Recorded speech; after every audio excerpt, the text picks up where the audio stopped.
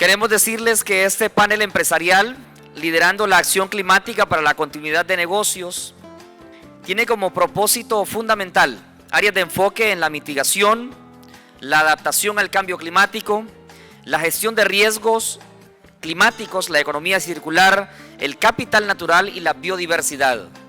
Es por eso que llamo a continuación a los que conforman este importante panel empresarial. Quiero que recibamos con un fuerte aplauso al señor Ivar Peterson, gerente general de Nestlé Centroamérica. Un fuerte aplauso, por favor. A la señora María Ángela Peña Moya, de Investigación y Desarrollo de Grupo Vanguardia. También un fuerte aplauso, por favor. Al señor Luis Carlos Guardiola, gerente de Vulnerabilidad y Riesgo Climático, Proyecto de Adaptación Climática de USAID. Un fuerte aplauso, por favor.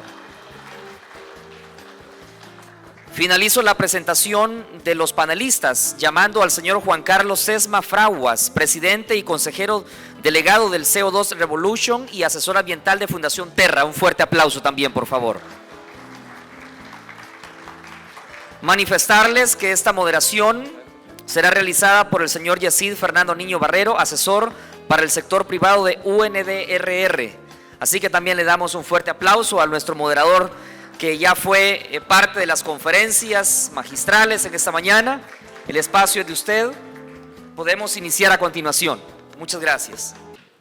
Bueno, muy buenos días. Muy buenos días a todos. Muchas gracias por estar acá, porque aprovechemos este espacio para compartir los conocimientos, las capacidades y las experiencias que tienen cada una de sus organizaciones en este tema que lo arrancamos ahorita con la conferencia hablando un poco de ese riesgo climático, pero aquí ya queremos ver acciones específicas que se están desarrollando en Honduras y que podemos aprender bastante de este ejercicio empresarial para reducir el riesgo climático, que creo que las circunstancias nos generan bastante sensibilidad y con la situación del humo, los incendios y demás, pues hay una alta sensibilidad hacia el tema y hay que aprovechar el momentum, para que se escale en acciones concretas y no se nos quede solo en la preocupación del día.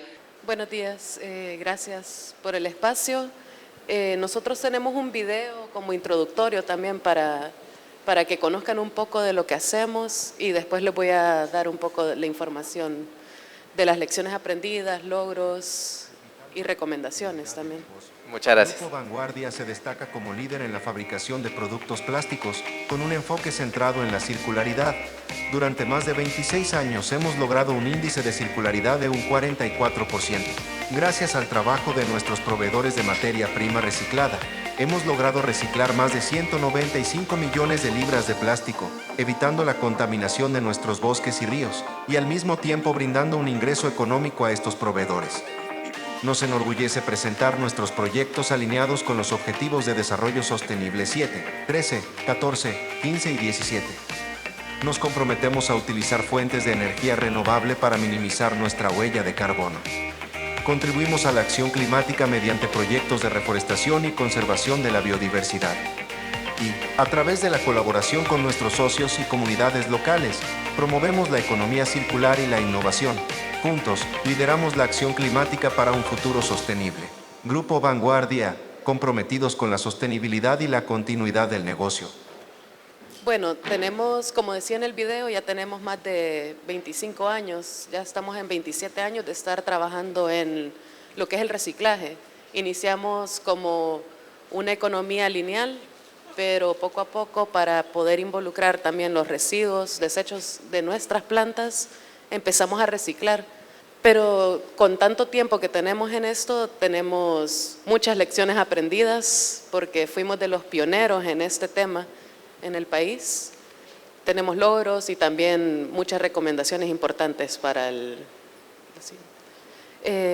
principal. Hemos identificado 4 principales como lecciones aprendidas. Una de ellas es el compromiso ambiental. Para nosotros fue difícil cuando iniciamos porque existía menos conciencia ambiental, pero poco a poco hemos visto y se ve que en la población ya existe un poco más de conciencia ambiental y en las empresas también, como todas las que están aquí con Fundarse, estamos todas orientadas hacia el mismo tema, ¿verdad?, de ser sostenibles. También nosotros empezamos con el enfoque en el empleo. Hemos trabajado siempre con personas de la base de la pirámide, que les proveemos este tipo de empleo, que nos traigan materiales para nosotros reciclarlo, pero muchas veces con las empresas se pierde ese enfoque, porque las empresas lo basan más en un aspecto económico, pero nosotros tenemos una red de proveedores a las cuales hemos capacitado, orientado, nosotros los avalamos a ellos, les damos sus constancias y todo para asegurarle a las empresas o otras personas a las que les reciclamos, asegurarles que nosotros sí procesamos ese material, pero siempre brindándoles empleo a esas personas. Otra lección aprendida es que hay mucha desinformación sobre los plásticos. Existe lo que es oxobiodegradables, degradables, compostables, pero hay mucha información, mucha desinformación. Entonces nosotros lo que estamos haciendo es tratar de educar a las personas que tal vez el oxo biodegradable no es lo correcto, por lo menos en nuestra sociedad, en este país, porque no tenemos, o los compostables, no tenemos la infraestructura correcta para poder desecharlos de esa manera, porque necesitan de condiciones de temperatura, de oxígeno, que tienen que ser precisas para poder generar esa degradación. También vemos de la necesidad de la tecnología. Cuando se empieza uno no sabe mucho qué es lo que se tiene que hacer, pero hemos visto que se necesita tanto tecnología para procesar el material como también para clasificar el material, porque si hacemos una correcta clasificación eso ayuda a que nosotros podamos procesarlo de forma más fácil y también volver a utilizarlo muchísimas veces. En cuanto a los logros, pues en el video decía ya 195 porque está más actualizado, pero los datos que tenemos aquí ya de los impactos y los índices han sido calculados con el 192 millones de libras recicladas. Eso desde que iniciamos en el 97 a reciclar hasta hoy en día ya casi llegamos, en los próximos meses vamos a llegar a los 200 millones de libras recicladas. Tenemos también lo que es el índice de circularidad de un 44%. Eso significa que de todos los materiales que procesamos, el 44% es reciclado.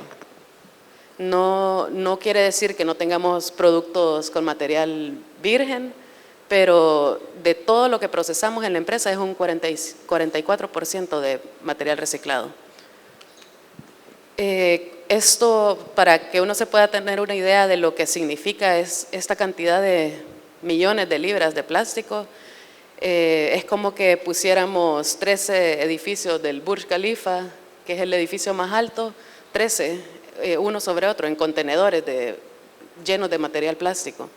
También es como que tuviéramos 126 campos de fútbol llenos de contenedores, uno al lado del otro.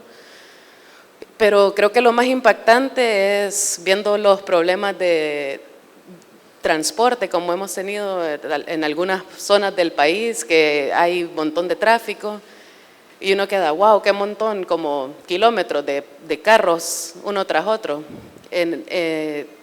Lo más impactante es si tuviéramos contenedores parqueados desde aquí de San Pedro hasta Cortés llenos de plástico, esa es la distancia que cubriría. De los logros, pues los principales son el empleo, tenemos 240 empleos directos.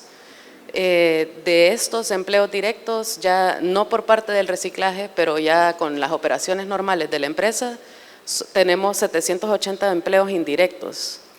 Ya en la parte que va con lo de las libras recicladas y del reciclaje hemos ahorrado un 92% de energía a que utilizáramos materia prima virgen. Lo que se necesita para generar esa materia prima virgen, nosotros estamos ahorrando en un 92% la energía. También evitado 196,000 toneladas de CO2 Y también ya en la parte de los empleos, por parte del programa de reciclaje, tenemos 200 proveedores mensuales, de los cuales empezaron como microempresarios y ahora ya tienen sus empresas y tienen sus empleados también, colaboradores, y que son un aproximado de 8.300 empleos indirectos de esta forma. María Ángela, me surge una pregunta y me gustaría de pronto que pudiéramos puntualizar en algo así que de pronto le quede a los empresarios que están acá. ¿La circularidad es un buen negocio? Sí, es un buen negocio porque tiene tanto el aspecto económico para la empresa, pero también el ambiental. Solo que se tiene que pensar desde el diseño del producto para poder realizar una economía circular en general. Y bueno, como también otra parte era las recomendaciones, también pues en las últimas reuniones del Programa Ambiental de las Naciones Unidas, este año se han dado muchas reuniones porque se está hablando mucho sobre el tema de plásticos y una de ellas, de los más importantes, no se ha llegado a un consenso, pero están viendo qué se puede hacer para manejar estos residuos, pero lo que más recomiendan es el reciclaje. El reciclaje se recomienda porque es un material que tenemos, no tenemos que generar más material de plástico, sino que ya tenemos este material y le podemos dar una vida mucho más larga. También la compra circular, de tanto nosotros como empresa, pero también las otras empresas que empiecen a desarrollar productos más circulares y pensar de forma circular como estaba diciendo, que desde el diseño del producto poder hacer algo que no, ya sea se pueda extender la vida útil del material o que se pueda volver a procesar de forma fácil. Y una correcta disposición, porque como estábamos viendo que no, en la presentación de Davío, al final el problema somos nosotros. Nosotros somos los que tal vez tiramos un material por allá, la disposición final es la incorrecta, entonces tenemos que trabajar todos para darle una buena disposición y de esta forma a las empresas se les va a hacer más fácil poder reciclar y volver a reutilizar este material. Una pregunta puntual con la compra circular, por ejemplo, que seguramente todos en los negocios pues, hacen compras y todos como usuarios hacemos compras en algún momento. ¿Qué nos puede identificar que estamos haciendo compras circulares? ¿Cómo puedo identificar? Sí, al comprar, ¿cuál es ese proceso de decisión para que al comprar yo estoy contribuyendo con la economía circular? Saber cuál va a ser la disposición después de ese material también. Si uno lo compra, por eso se habla mucho de la responsabilidad compartida, de poder tener más acuerdos de responsabilidad compartida para que asegure que ya sea botes que compran, después retornen al mismo lugar para volver a procesarlos. Bueno, excelente y creo que es un mensaje bastante valioso entender que nosotros somos responsables de lo que compramos y de lo que desechamos y tenemos que tener esa responsabilidad completa. Muchas gracias, María Ángela, por este primer contexto con un caso muy específico, con productos que todos conocemos como los plásticos, que incluso bastante señalados por el riesgo del mal uso de los plásticos, pero también muy necesarios para la vida cotidiana.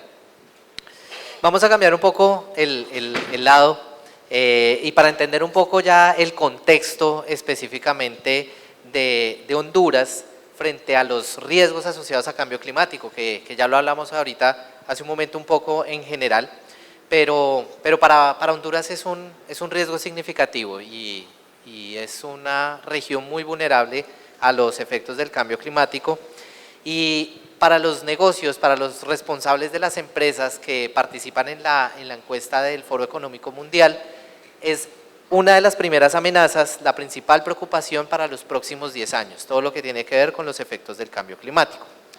Entonces, en ese contexto, Luis Carlos, queremos saber un poco sobre la situación actual de Honduras frente a los escenarios de cambio climático y cuáles son las principales vulnerabilidades y preocupaciones que puede tener el país frente a los riesgos asociados. Bueno, en primer lugar, muchas gracias a Fundarse por esta invitación a participar en este foro. Yo creo que para contextualizar el concepto básico de riesgo climático es muy importante decir que hay un factor externo, que son los impactos del cambio climático a futuro, y un factor interno, que es justamente la vulnerabilidad. Voy a comenzar hablando un poco sobre la parte externa. Justamente el proyecto de adaptación climática de USAID está ahorita apoyando con la elaboración de los nuevos escenarios de cambio climático para el país, los cuales van a ser oficiales. La siguiente, por favor. Y voy a puntualizar un poco con los principales mensajes que tienen estos escenarios de cambio climático. Siguiente, por favor. Siguiente. Bueno, lo primero, yo creo que no hay que convencer a nadie aquí, no es un secreto de que la temperatura media anual está aumentando cada año. Cuando uno ve, a ver si funciona, cuando uno ve los reportes de los científicos, dicen 2020 fue el año más caliente, luego el 2021 dicen 2021 fue el año más caliente, luego el 2022 fue el año más caliente, y vamos rompiendo récord, cada año es un nuevo récord.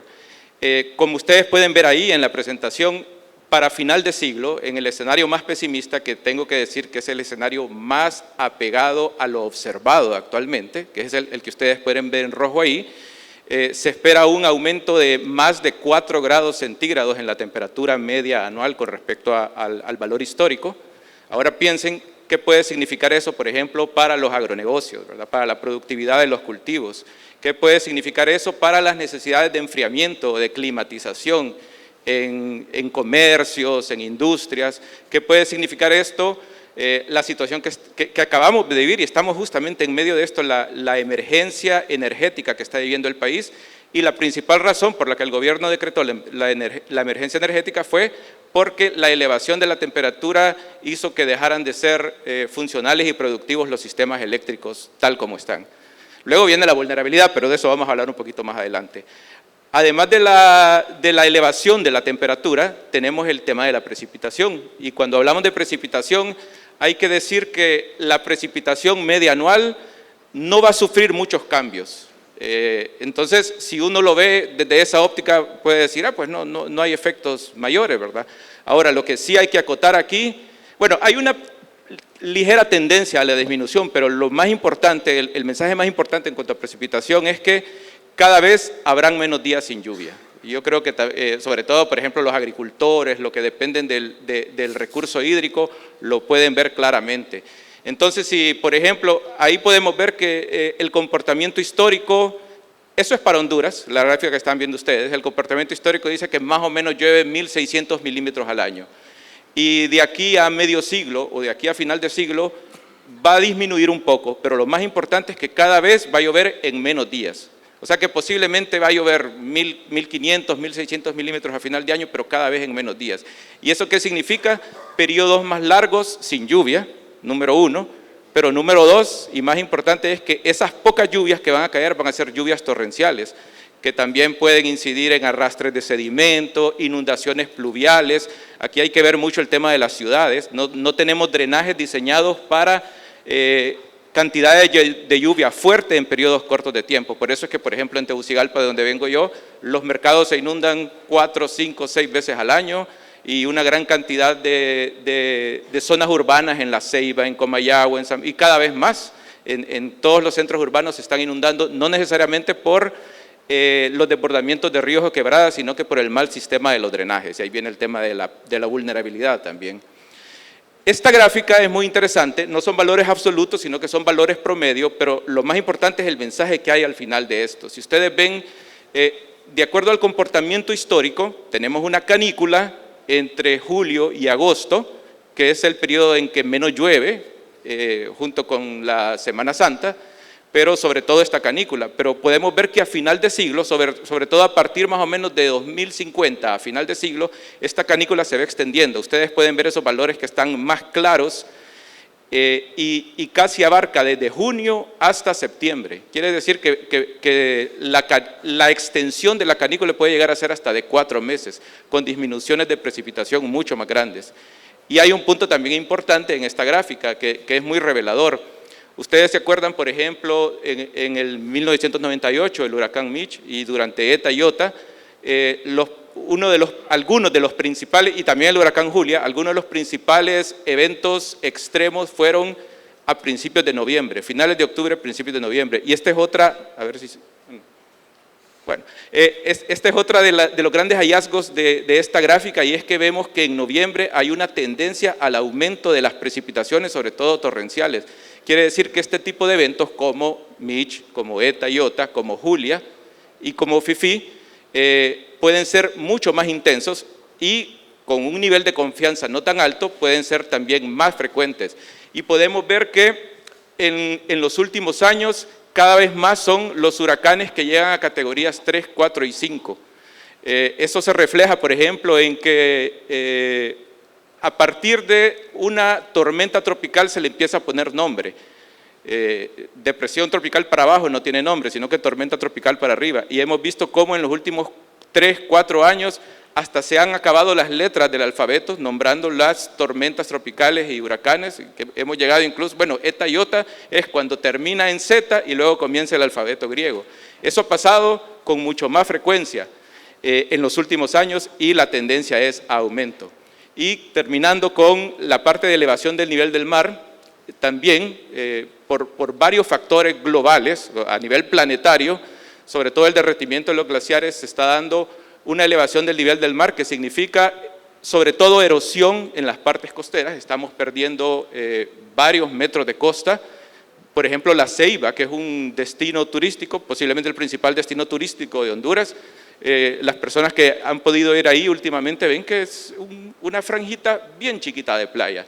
¿Y qué significa perder playa? Significa perder infraestructura turística, hoteles, restaurantes, una gran cantidad de comercios, pérdida de vidas humanas, por ejemplo, pérdida de los medios de vida como pesca o de los ecosistemas marinos costeros que dependen de eso. Aquí, y otra muestra es que no solamente nos debe preocupar la elevación del nivel del mar promedio, sino que la marejada de tormenta que se producen durante estos eventos extremos. Aquí se muestra, por ejemplo, que si una marejada de tormenta con el nivel base llega hasta antes de esa casa, una marejada de tormenta, considerando la elevación del nivel del mar, puede llegar a afectar. Tenemos los ejemplos, por ejemplo, de la Barra del Motagua y Barra de Cuyamel, Santa Rosa de Aguán, donde Santa Rosa de Aguán es un caso impresionante porque prácticamente todo el casco municipal tuvo que reubicarse con todo y alcaldía y los principales edificios gubernamentales. Y aquí vemos, por ejemplo, la zona sur. Sabemos que aquí estamos en la zona norte, pero vemos en la zona sur cómo desde 2004 hasta acá, o sea, en los últimos 20 años, se han perdido aproximadamente 231 metros de playa. Eso significa viviendas, significa infraestructura turística e infraestructura pública también. Hasta aquí me quedo. Bueno, muchas gracias, Luis Carlos. Bueno, una primera cosa que quisiera anotar ahí es que tengo que ir pronto a La Ceiba antes de que se acabe la playa. Y siguiente punto, tenemos que hacer lo necesario para que no se acabe. Y muy importante, creo que es un panorama que nos muestra una realidad. Y más allá de preocuparnos, es la hora de ocuparnos y ocuparnos del problema. Nestlé Hondureña tiene también unos casos bien interesantes del alcance que están dando, Ibar. Nos puede contribuir a entender un poco de cómo se está haciendo esa acción climática, especialmente en la cadena de suministro. Y yo quisiera anotar acá que también en ese alcance que necesita tener la cadena de suministro, el Foro Económico Mundial nos señala que 8 cadenas de suministro acumulan el 50% de las emisiones de CO2 a nivel global. Y dentro de ellas está la cadena de alimentos. Solo 8 cadenas de suministro a nivel global tienen el 50% de las emisiones de CO2. Y eso pues en toda la cadena, no solo en la producción, sino en el transporte, distribución y también pues finalmente en el consumidor final y en la disposición del residuo, como nos lo decía Vanguardia. Entonces, Ibar, sí queremos conocer un poco sobre las acciones que está desarrollando Nestlé para la reducción de emisiones en su operación y en su cadena de suministro. Gracias, Yesid. Primero que todo me disculpo por la voz, tengo un poco de tos, creo que he sido víctima del humo de las últimas 2 semanas acá. Un agradecimiento a Fundarse por el foro y el espacio, creo que es un espacio bastante pertinente. En cuanto a Nestlé, mira, Nestlé es una compañía que tiene más de 150 años de creada, es decir, una compañía que siempre ha pensado en el largo plazo. Y pensando en el largo plazo, la única manera es acompañando a las comunidades donde trabajamos que el entorno sea sostenible. Es decir, tenemos más de 2.000 marcas, somos la compañía número 1 de alimentos y eso conlleva una responsabilidad. Y eso nos ha llevado a nosotros a este compromiso nuestro de trabajar en sistemas alimentarios regenerativos, como nuestro approach para tener un sistema sustentable en toda la cadena. Y tenemos una meta a nivel global de 0 emisiones netas para el 2050. Obviamente esto es una ambición fuerte que venimos trabajando ya desde hace años y que en Honduras no escapamos de tomar acciones para cumplir con este compromiso y esta meta que tenemos a nivel global. Concretamente en Honduras, ¿qué hemos hecho, ¿no? Tenemos ya varios años trabajando. Nosotros en Nestlé Hondureña no somos fabricantes, es decir, nosotros no tenemos planta productiva en Honduras, pero sí somos grandes importadores de nuestras plantas hermanas en Guatemala, en México principalmente. Pero sí hemos tomado acciones, por ejemplo, más del 95% de nuestros empaques van a ser diseñados para ser reciclados ya en el 2050. Ahora, concretamente en Honduras, ¿qué hemos hecho? En términos de clima, hemos reducido la emisión de CO2 en casi 590 toneladas, con proyectos básicamente de optimización de ruteo, de distribución. También ya tenemos 100% de la electricidad que utilizamos en nuestro centro de distribución, aquí ubicado en San Pedro Sula, también ya es de electricidad renovable. En cuanto a naturaleza y biodiversidad, que hace parte de toda esta meta, ya hemos plantado más de 1.600.000 árboles en el país. Y no es solo sembrarlos, sino también cuidarlos, mantenerlos, velar porque estén sanos. Hemos capacitado a más de 3.000 caficultores en todo este tema de agricultura regenerativa, que para nosotros es clave. Todo el tema de sostenibilidad de suelos es importantísimo para que esto perdure. La industria caficultora no sea un tema de corto plazo y que se pueda sostener en el tiempo, ¿no? Tenemos en términos de agua, también captación de aguas de lluvia, también en nuestro centro de distribución. Ahorramos más de 6 metros cúbicos el año pasado. Y en temas de empaque, lo que les contaba un poco hace unos minutos, tenemos ya 85% de los productos que recibimos, que importamos en Nestlé Hondureña, son de material susceptible de ser reciclado.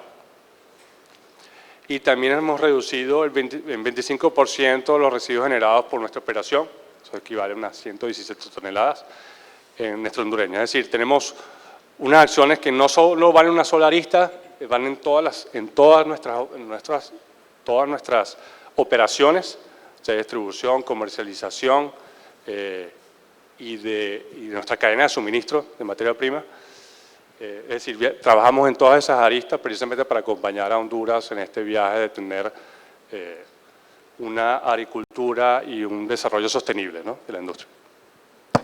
Ibar, muchas gracias. De pronto le puede quedar a uno la sensación se está haciendo un trabajo fantástico, enorme, pero para una empresa más pequeña puede sentirse un poco lejos, o sea, eso lo hace Nestlé, que es grande.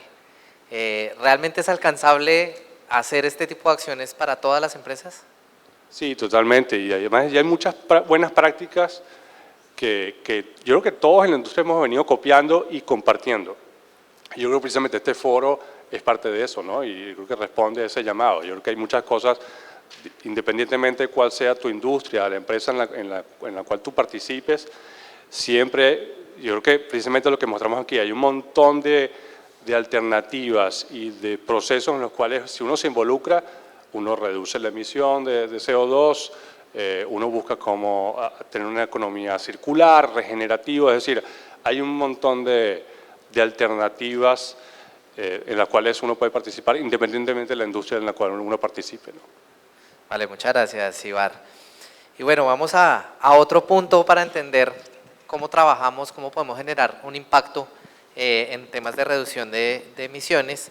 Y Juan Carlos desde Fundación Terra, un paisano de corazón, que se siente también colombiano. Queremos conocer un poco de lo que está trabajando Fundación Terra y bueno, tienen un stand allí que lo he visto bastante visitado, he visto bastante concurrido ese stand en conjunto con la máquina de Nescafé. Creo que son los puntos que tienen una alta concurrencia y bueno, queremos entender cómo desde el sector empresarial se puede ayudar a mitigar los efectos relacionados con el cambio climático y contarnos un poco de esta iniciativa de CO2 Revolution y Fundación Terra, de lo que se está haciendo, cómo se está desarrollando esta metodología. Muy buenos días, muchísimas gracias a todos por asistir. Pues bueno, somos una compañía que nació como idea hace 9 años en la bella Colombia, en mi estancia allí por temas de trabajo.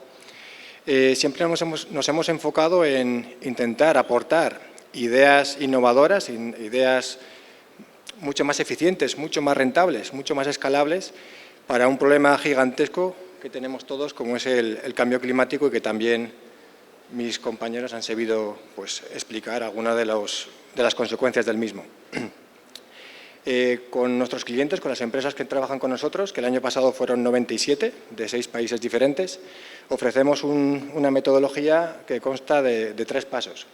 La primera de ellas es calcular o ayudarles a calcular con nuestros técnicos colegiados la huella de carbono que tienen en sus compañías, desde el alcance 1, que es la huella directa, alcance 2, que es indirectamente de su actividad, lo que producen, y el alcance 3 es pues, la indirecta, pero de la cadena de valor, de sus proveedores, de todo esto. Una vez que hemos calculado la huella, ya estamos en condiciones de dimensionar el problema, poder hacer acciones de mitigar parte de la misma, y con el remanente que queda de huella de carbono, creamos ecosistemas, tanto ecosistemas marinos, en lo que también fuimos pioneros, como ecosistemas terrestres de todo tipo de estratos, desde manglares hasta reforestaciones tropicales o de alta montaña, y con las mismas, siempre con especies autóctonas, con una trazabilidad completa y total, con los mayores estándares mundiales de certificación, compensamos ese remanente de huella de carbono para que las compañías puedan ser carbono neutro. La tercera parte que hacemos con las compañías es, estamos en un problema global y tenemos que hacer un llamado a la acción comunicando las actividades que estas empresas están haciendo. Pues les diseñamos un programa de divulgación, de comunicación, para que sus clientes sepan lo que están haciendo. En el mundo hoy en día empatizar con el cliente es muy importante, fidelizando al mismo y también haciendo un llamado a proveedores y a todo su entorno para que se unan y pues todos calculen su huella, todos la reduzcan y todos hagan acciones o aporten recursos para compensar esa huella, dejando un mundo mejor y intentando solucionar a la mayor escala posible este gigantesco problema que tenemos. Muchas gracias, Juan Carlos. Y cuando uno hace esa evaluación de huella en los diferentes alcances, en el Scope 3 se siente un poco lejano, ¿no? Sobre todo cuando la mayoría de mis productos son made in China. Nos falta próximamente nosotros también tener una placa que los niños nazcan made in China. Y es difícil entonces entender eso en la cadena de suministro y decir yo cómo genero un control frente a algo que ocurre en otro país tan lejano. Pero creo que ahí la compensación es donde juega un papel importante. Sí, por ejemplo, aquí en Honduras, en uno de los países donde tenemos presencia, junto con la Fundación Terra, cuando se realiza el análisis, el cálculo de tu huella de carbono, intentas no solo quedarte, como bien dices, hasta el alcance 2, solo entre comillas, que ojalá todas las compañías llegasen al alcance 2, sino que intentas analizar hasta tus proveedores internacionales, les pides que se unan a esta serie de políticas, porque al final tú eres su cliente, es mucho más fácil. Si tú haces la demostración que eres carbono neutro, que estás haciendo estas políticas, puedes pedir a tus proveedores que también lo hagan, eso te ayuda a ti a compensar tu alcance 3 y vas uniendo a otras empresas que lo hagan. Aquí en el país hemos hecho más de 7 reforestaciones con la Fundación Terra, en diferentes tipos de ecosistema y ha sido pues un gran éxito, por así decirlo. Bueno, gracias Juan Carlos. Y bueno, vamos a volver rápidamente con María Ángela, porque aquí vemos un poco del panorama, un poco de las acciones que ya se están haciendo, pero María Ángela arrancó por un punto importante que es la economía circular, pero es un tema, no es nuevo, y ustedes lo saben muy bien, pero que emergentemente sí ha surgido como una de las alternativas de trabajo y sigue en evolución. Y queríamos saber un poco hacia dónde vamos en economía circular, cuáles son esas nuevas tendencias que se está desarrollando en este camino para alcanzar esa circularidad. Bueno, en cuanto a los plásticos, solo para ponerlos en contexto, hace unos años para empaques se hablaba mucho, para empaques de alimentos principalmente, se hablaba mucho de empaques de película de 7 capas o más, o 5 capas, y muchas veces son laminados y de capas distintas que no son compatibles al momento de reciclarse. En las nuevas tendencias que hay, por lo menos en el ámbito del plástico, es regresar a productos monomateriales. Se está hablando bueno, nosotros estamos en contacto mucho con nuestros proveedores de materia prima virgen y estamos siendo asesorados por ellos, hablando de estos nuevos materiales. Se están desarrollando el mismo plástico que ya se usa, pero con nuevos aditivos que permiten que sea más resistente, que tenga más barreras para humedad, para olores, dependiendo de lo que se necesite. Pero sí es de regresar a materiales más sencillos, que sí sean compatibles, que sean fáciles de reciclar y que no vayan a perder propiedades también para reutilizarlos. Bueno, muchas gracias y creo que sí es un tema fundamental con los plásticos, que creo que es una punta de lanza del desarrollo de la circularidad, que se ha extendido a una diversidad de productos, incluso los productos electrónicos, y generar circularidad de los productos electrónicos. Y bueno, lo mencionaste mucho sobre la responsabilidad que tenemos como usuarios al momento de comprar, saber qué estamos comprando, entender de qué están compuestos los productos que tenemos y sentirnos responsables de qué va a pasar con ese residuo. Y entendiendo eso de cómo nos vamos a ocupar en vez de preocupar, volviendo con Luis Carlos, viendo ese escenario que vimos, pues sí, un poco retador para lo que viene, para los próximos años, lo que nos va a tocar, lo que le va a tocar a nuestros hijos y a los hijos de nuestros hijos. En ese contexto de desafío, ¿cuál es el llamado a la acción que como ciudadanos, como empresas, como responsables de formulación de política podemos hacer, y eso cómo se enmarca en el proyecto que se está liderando de adaptación climática de USAID? Bien, qué bueno que hay una segunda pregunta, porque no me quería quedar solo con lo negativo. Hay cosas positivas. Muy bien. Si me pueden poner la presentación, por favor. Bien, entonces ahora, ¿qué estamos haciendo? En forma resumida, el proyecto de adaptación climática de USAID está apoyando a fortalecer a la población, a las instituciones de gobierno, trabajamos a un ámbito un poquito más nacional, a incrementar su capacidad adaptativa y su resiliencia, sobre todo en 3 grandes objetivos. En primer lugar, la gestión integral de los recursos hídricos. Estamos apoyando a todas las organizaciones que trabajan para cuidar la parte alta, media y baja de las cuencas, subcuencas y microcuencas, para aumentar tanto la cantidad como la calidad del recurso hídrico que llega a nuestras poblaciones. En segundo lugar, también tenemos una gran línea de acción para la protección de ecosistemas críticos, por ejemplo, con ONGs que trabajan protegiendo áreas protegidas o áreas de producción de agua, con manejadores y con gobiernos municipales también. Y por último, la prevención y preparación ante los riesgos climáticos y la gestión integral de residuos sólidos. Es importante mencionar de que el proyecto, más del 80% de toda su inversión se da por medio de subvenciones, y en estas subvenciones nosotros estamos apoyando a instituciones de gobierno, a varias organizaciones de empresa privada, a varias ONGs y a grupos de sociedad civil organizados que trabajan en estos tres grandes temas. Y por último, mencionar de que dentro de este tercer objetivo, que le estaba mencionando sobre riesgo climático, estamos elaborando actualmente unos análisis de vulnerabilidad al cambio climático, justo para no quedarnos en la parte negativa, que todo se va a perder, sino que hay muchas capacidades en nuestras poblaciones, en nuestras instituciones, y ahorita hablando más específico de la empresa privada, que se pueden fortalecer y potenciar. Estamos haciendo escenarios de cambio climático en 9 sectores, ustedes los pueden ver ahí, y estaba pensando antes de subir acá cuáles se relacionan más con la empresa privada, pero realmente todos tienen que ver de alguna manera con la empresa privada.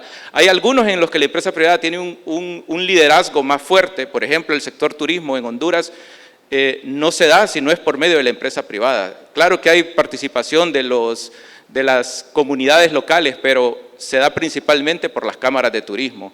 El recurso hídrico, por ejemplo, afecta el funcionamiento de todo lo que tiene que ver con empresa privada, no digamos el sector energético, tenemos un análisis de vulnerabilidad en el sector energía. Me hubiera gustado que este foro hubiera sido un mes después, porque dentro de un mes más o menos tenemos los perfiles de riesgo climático ya terminados. Pero nos puedes soltar acá claro que sí. un adelanto. Estoy aquí para hacer el anuncio, allá también está nuestro stand afuera para que puedan tomar los datos de nuestro proyecto, para poder en su momento socializar estos análisis de vulnerabilidad para todos ustedes. Entonces tenemos spoiler. Sí, un spoiler, claro. Y terminando con este llamado a la acción, ¿qué puede hacer la empresa privada? ¿Cómo se puede involucrar en reducir la vulnerabilidad y en incrementar la resiliencia de las poblaciones? Yo lo quise resumir en 4 grandes puntos. En primer lugar, así como les mencioné los análisis de vulnerabilidad anteriormente, hay muchas fuentes de información en el país donde uno puede acceder a esta información. Yo escucho muchas críticas, muchas de ellas con razón, que dicen que no hay información climática disponible en el país, y les quiero decir que sí hay bastantes fuentes de información. Lo que pasa es que posiblemente no son tan accesibles o tan fácilmente interpretables para las personas. Entonces, decirles que hay muchas herramientas, por ejemplo, escenarios de cambio climático, hay por lo menos 3 o 4 que pueden ser aplicados a nivel de Honduras o a nivel de la región centroamericana, pero hay algunas herramientas también, yo no sé si ustedes conocerán algunas, si hay alguien que trabaja en temas de cacao o de café aquí, hay unas herramientas que dan información climática, pero que también dan medidas de adaptación de acuerdo a las condiciones climáticas, como aclimatar, por ejemplo. Hay una herramienta que se llama Cacao Climáticamente Inteligente y hay una app que se llama Agroclimática. Son herramientas digitales desarrolladas por diferentes organizaciones que pueden ser utilizadas por pequeños, medianos o incluso grandes empresas que trabajan en el tema.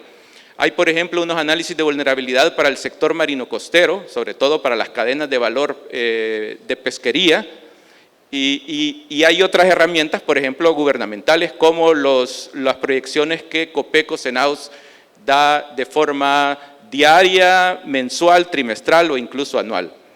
En segundo lugar, el acceso y difusión a esta información climática. Como les mencionaba, están estos escenarios y la información que las organizaciones de gobierno siempre están publicando en redes sociales, y algo que podemos y que puede la empresa privada es ayudar a difundir esta información a todos sus agremiados.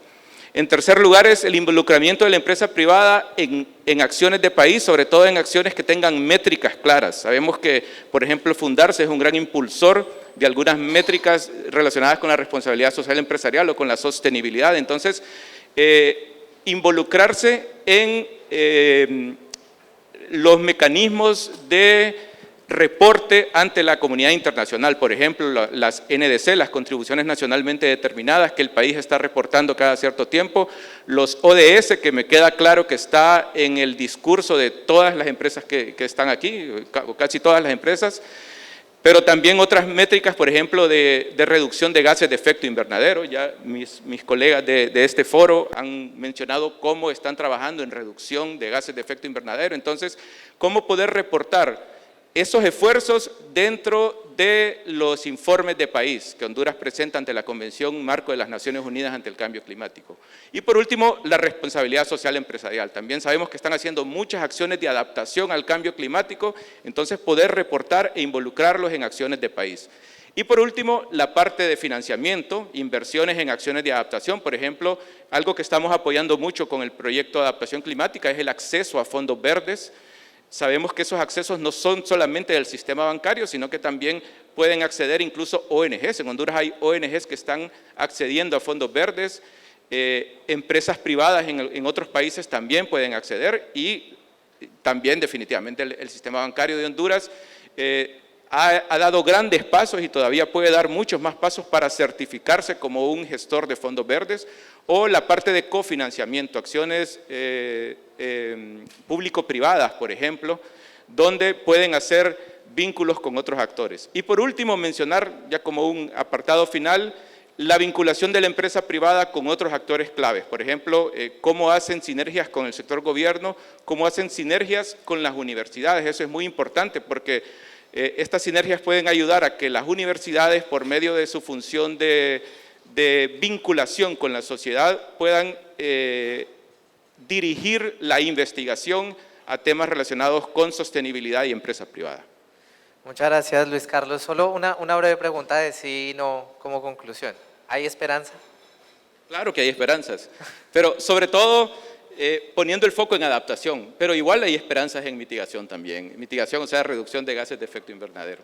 Vale, muchas gracias, Luis Carlos.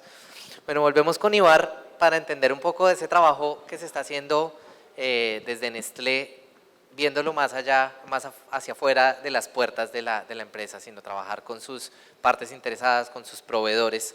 Y un estudio de Harvard Business Review indicó que el 80% de los sitios de producción en Estados Unidos no tenían un plan de continuidad en caso de que se parara su producción y no tenían dónde más producir ni qué hacer.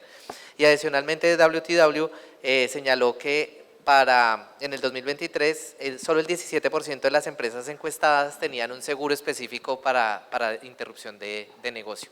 Y ya lo mencionamos ahorita, eso genera impactos importantes en la empresa. ¿Cómo se está abordando desde Nestlé para fomentar esa resiliencia, esa adaptación que necesitan los caficultores o los pequeños productores para que sean resilientes frente a desastres? Sí, en Nestlé hondureña, a ver, de nuevo reitero, como no somos fabricantes, pero sí somos los mayores compradores de café verde en el mundo, y café aquí es una industria importantísima. Somos grandes participantes de la industria local. Entonces, todo el compromiso que les presenté hace unos minutos atrás también es un compromiso que adquirimos en toda la cadena de suministro, es decir, no solo para Nestlé, sino también para nuestros proveedores. Es decir, todo este tema de cero emisiones netas de CO2 también incluye a toda nuestra red de abastecimiento. Y siendo café una industria tan importante en Honduras, nos acometimos a ver cómo nosotros impactábamos la industria local, siendo que es una industria somos el mayor productor en Centroamérica, somos el tercero a nivel de Latinoamérica, somos el sexto a nivel mundial, es decir, una industria importantísima, es 5% más o menos del PIB de Honduras. Entonces, ver cómo nosotros participamos aquí, porque no es solo un tema de emisiones de CO2, también hay unas cifras que indican que para el 2050, a nivel global, el 50% de las zonas actualmente cultivables no van a estar aptas para cultivar café. Eso en el 2050. Y aunado a eso, se estima que en la misma proporción va a crecer la demanda de café. Es decir, que vamos a tener una tormenta perfecta entre falta de oferta y una demanda importantísima. Entonces, yo ahora sí me preocupé.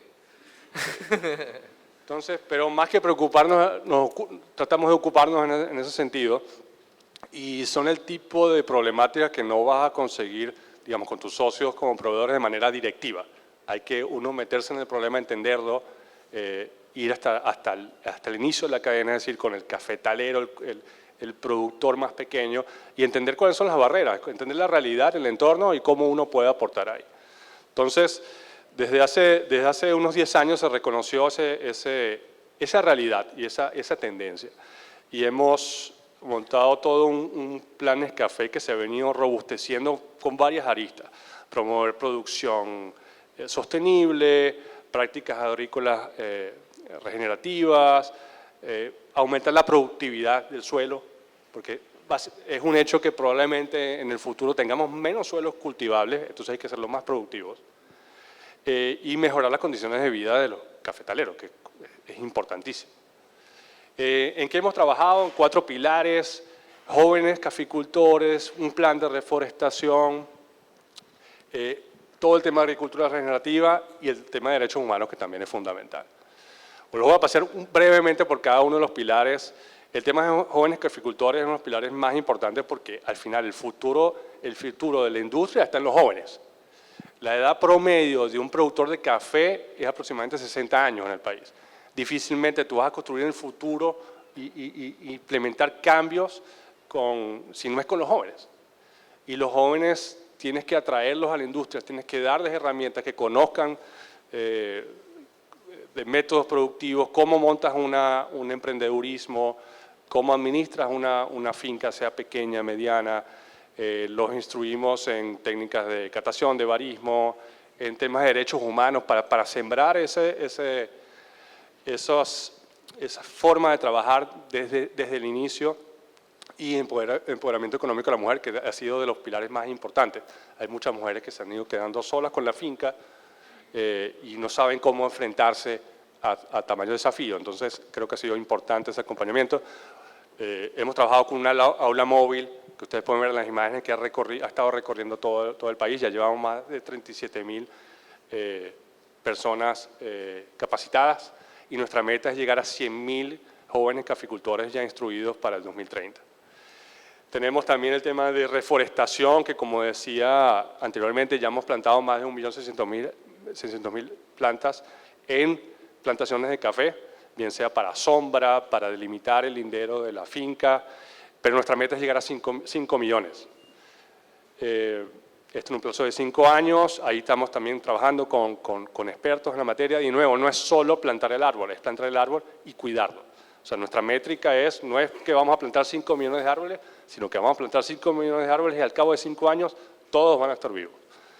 Eso es importante porque para todo el tema de agricultura regenerativa tenemos más de 3.000 cafetaleros donde hemos implementado técnicas de agricultura regenerativa para disminuir el tema de deforestación, buen uso de agua, disminuir las plagas, disminución de la huella de carbono.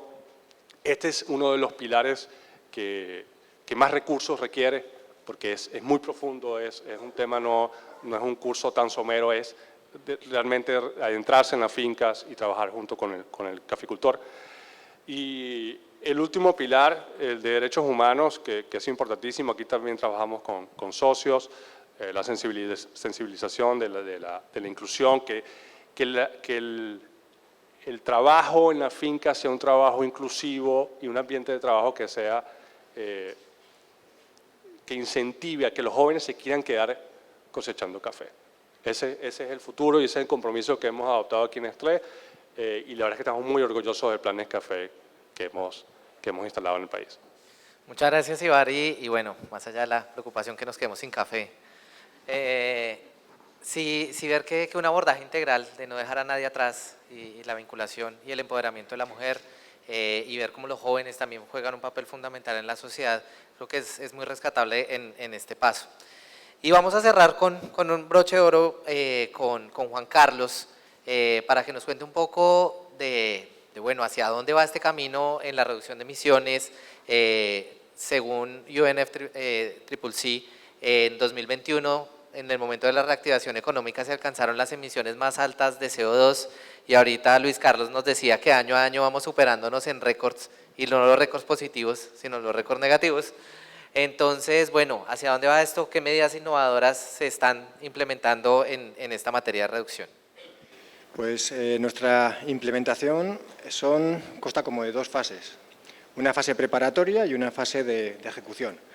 En los países donde nos posicionamos, donde tenemos presencia, creamos una fase de posicionamiento que consiste en crear bancos semilleros, es decir, identificar cuáles son las especies autóctonas más representativas del país, identificar de cada especie los árboles semilleros, los mejores ejemplares de esa especie, para recolectar semillas de allí. Esas semillas, crear este banco agruparlas en un lugar a temperatura, humedad controlada, para poder trazar desde el origen las reforestaciones que hagamos en las siguientes fases. Una vez que tenemos el banco semillero, creamos también laboratorios donde preparamos lo que tenemos patentado, nuestra semilla inteligente o iSeed, que consiste en, para estas semillas autóctonas, pues identificar qué hongos, qué bacterias, qué nutrientes, qué retenedores de humedad, qué tipo de empildorado encapsulado tienes que hacer para maximizar el potencial de germinación y crecimiento de las mismas. Y una vez que tenemos el banco semillero y que tenemos el laboratorio, creamos viveros tecnificados para poder producir plantas a gran escala a menor coste. Una vez que tenemos esta fase inicial desarrollada, regeneramos 5 tipos de ecosistemas con tecnologías muy diversas. Ecosistemas de carbono azul, ecosistemas marinos, donde regeneramos praderas marinas, haciendo también acopio de semillas de estas plántulas y reproduciéndolas en estanques con salinidad y temperatura controlada, haciendo una especie de tapetes con diferentes cuadrículas, donde en cada cuadrícula, en cada cubículo, va una plántula, y esos tepes con estas plantas las llevamos al fondo marino, donde arraigan las plantas y regeneramos ecosistemas marinos. En el tema de ecosistemas terrestres, pues hacemos desde regeneración de manglares, muy importante aquí en el país, y también reforestaciones de bosques de ribera fluvial, bosques tropicales y bosques de páramos. El método que utilizamos siempre es el más eficiente para cada situación y para cada entorno. Con las semillas, con las semillas inteligentes, podemos hacer desde siembra directa, con métodos mecanizados, en aquellos lugares donde puedes acceder con tractores, vas haciendo siembras directas. Si la especie arraiga mejor a través de plántula, hacemos plantación directa también con métodos mecanizados, y en aquellos lugares donde no podemos acceder de otra manera, usamos drones, mapeando y estudiando previamente el terreno y lanzando pues, estas semillas. Como hechos más representativos para este 2024, tenemos 3 actuaciones principales en 3 países. La primera de ellas en Francia, donde hemos hecho 4 reforestaciones certificadas por estándares del gobierno francés, con las cuales vamos a compensar el 100% de la huella de carbono de los Juegos Olímpicos. En Colombia, nuestra bella llamada Colombia, este año se celebra en octubre la COP16, y se ha seleccionado el Valle del Cauca, Cali, porque es uno de los lugares del mundo, posiblemente pues, entre los 3 primeros, o seguramente entre los 3 primeros, con mayor biodiversidad. Tiene una biodiversidad heredada espectacular, pero lo que vamos a hacer allí es, primero, identificar en los 5 ecosistemas principales que tienen qué está mermando, qué se ha perdido, para, creando este banco de semillas, este laboratorio, estos viveros, y con esta tecnología, recuperar todo aquello que se ha perdido. Y la tercera actuación más emblemática es aquí en Honduras, de la mano de la Fundación Terra. Lamentablemente estamos en unos días, en unas semanas de incendios y una calamidad ambiental tremenda. Entonces, sin perder tiempo y haciéndose llamado a la acción y actuando de la forma más ágil posible, hemos lanzado los últimos días más de 50.000 semillas en terrenos incendiados, para que se regeneren de la forma más rápida posible, arraiguen también estas semillas el terreno, evitando escorrentías y regenerando lo que se ha quemado de la forma más rápida.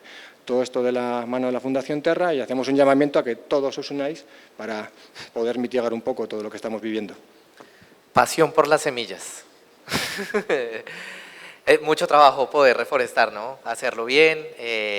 Ahorita Néstor lo mencionaba, no es solo poner el árbol, sino asegurarse que en unos años esté, sistemas de alerta temprana para identificar los incendios oportunamente y poderlos controlar. Bueno, hay un trabajo muy grande que hay que hacer para hacer esta tarea bien hecha y mitigar los riesgos. Muchísimas gracias a todos por sus contribuciones. Quisiéramos quedarnos mucho más tiempo aquí hablando, pero le quitamos el tiempo a los que siguen en el contenido. Les agradecemos por las respuestas. Brindémosle un fuerte aplauso, por favor, a este grupo de panelistas expertos. Les pido que se pongan de pie todos, por favor. Vamos a la fotografía oficial. De esta forma ya tomamos la fotografía oficial. Y les agradecemos y los despedimos con un fuerte aplauso. Muchísimas gracias a cada uno de los panelistas.